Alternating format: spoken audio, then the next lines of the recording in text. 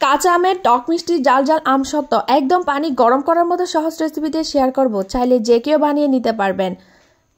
এই আমসত্ত্বগুলো দেখতে যেমন লোভনীয় হয়েছে না, খেতেও কিন্তু অনেক বেশি মজার হয়েছিল। চলুন তাহলে কথা না বাড়িয়ে ঝটপট রেসিপিটি দেখে নেওয়া যাক। আমসত্ত্বগুলো তৈরি করার জন্য আমি এখানে কাঁচা আম নিয়েছি 1.5 কেজির মতো হবে। এখন একটা পিলারের সাহায্যে আমি আমের খোসাগুলো ভালো মতো ছাড়িয়ে নিচ্ছি। আমের খোসাটা ছাড়িয়ে নেওয়ার পর আমগুলোকে সাথে সাথে পানিতে দিতে হবে, তা না হলে কিন্তু এগুলো কালো হয়ে যেতে পারে।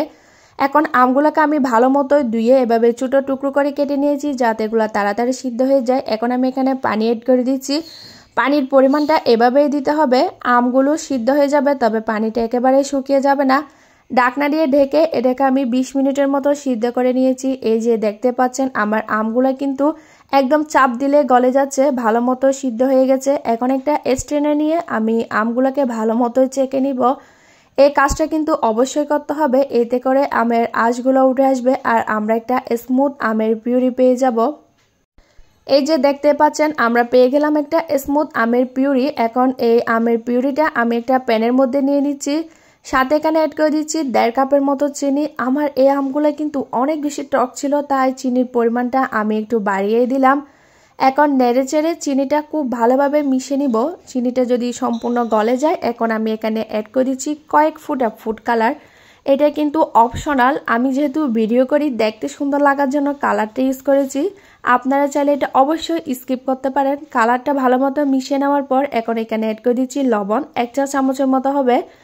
সাথে দিয়ে দিচ্ছি আমি 1 চা চামচের মতো পাঁচফোড়ন আর দিয়ে দিচ্ছি 1 চা চামচ চিলি ফ্লেক্স। জালের পরিমাণটা অবশ্যই আপনাদের পছন্দ অনুযায়ী কম বা বেশি দিতে পারেন। এখন সব কিছুকে নেড়ে চেড়ে খুব ভালোভাবে মিশিয়ে নিতে হবে। আমসত্ত্ব তৈরি করার ক্ষেত্রে কিন্তু চুলার জালটা অবশ্যই মাঝারি আঁচে রাখবেন আর নাড়াচাড়া কিন্তু একেবারে বন্ধ করা যাবে না। অনবরত নেড়ে চেড়ে এই আমসত্ত্বটা তৈরি করতে হবে।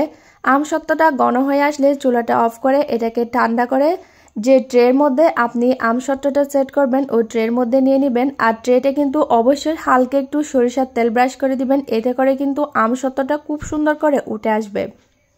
আমি কিন্তু খুব একটা ভারী করে আমসত্ত্বটা তৈরি করব না, সেক্ষেত্রে কি হবে অনেক দিন পর্যন্ত মানে 2 থেকে 3 দিন পর্যন্ত রোদে দিতে হবে। একটু হালকা করে এটাকে তৈরি করে নিয়েছি। এই যে দেখতে পাচ্ছেন আমি 3টা ট্রের মধ্যে আমি আমসত্ত্বগুলো দিয়েছি আর একদম কড়া রোদের মধ্যে দিয়েছি। আমার এগুলো শুকাতে একদিন দেন হচ্ছে আমার 2 দিনের মতো লেগেছে।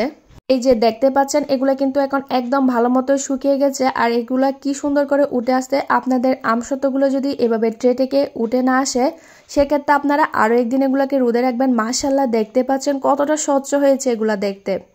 এখন এগুলাকে আপনাদের পছন্দ মতো কেটে এগুলাকে সংরক্ষণ করতে পারেন প্রায় 1 বছরের মতো নর্মাল ফ্রিজে রেখে।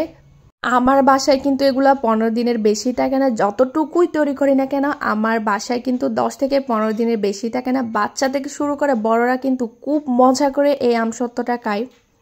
আমের সিজন শেষ হওয়ার আগে কিন্তু আপনি তৈরি করে নিতে পারেন মজাদার এই আমসত্ত্বটি। তো কেমন লেগেছে আমার আজকের রেসিপিটা অবশ্যই কমেন্টে জানিয়ে যাবেন। আমার রেসিপিটি যদি ভালো লেগে থাকে লাইক কমেন্ট শেয়ার করে আমার পাশে থাকবেন।